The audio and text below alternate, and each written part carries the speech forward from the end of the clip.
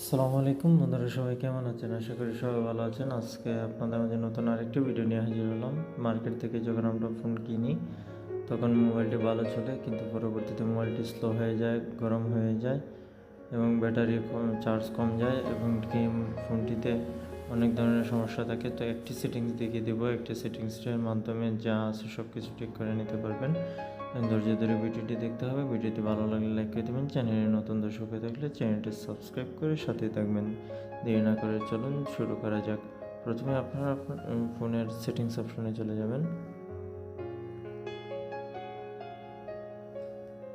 Settings অপশনে গিয়ে আপনি চার্জ করবেন, চার্জ বারে চার্জ করবেন সেটিংস অপশনে reset all settings. Reset all settings আসার পর আপনি কী করবেন, এটাতে ক্লিক করে দেবেন।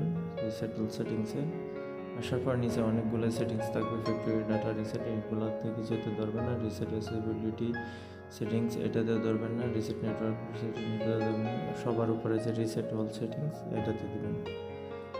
এটাতে ক্লিক করে দেওয়ার পর রিসেট সেটিংসে আসার পর আপনি রিসেট সেটিংসে ক্লিক করে দেবেন। এবার এখানে আপনার পিন নাম্বারটি চাইবে, এখানে আপনি আপনার পিন নাম্বারটি দিয়ে নেবেন। পিন নাম্বারটি দেওয়ার পর রিসেট অপশনে ক্লিক করে দেবেন। রিসেট অপশনে ক্লিক করে দেওয়ার পর পূর্বে যেরকম ছিল মার্কেট থেকে কেনার পর মোবাইলটি সেরকম হয়ে যাবে। মোবাইলটা আর স্লো হবে না, গরম হবে না। আমরা উলট পালট করে সেটিংস যেগুলো করে রেখেছিলাম সেগুলোও ঠিক হয়ে যাবে। তো ভিডিওটি যদি বিন্দুমাত্র ভালো লেগে থাকে লাইক করে দেবেন। চ্যানেলের নতুন দর্শক হয়ে থাকলে চ্যানেলটি সাবস্ক্রাইব করে সাথেই থাকবেন।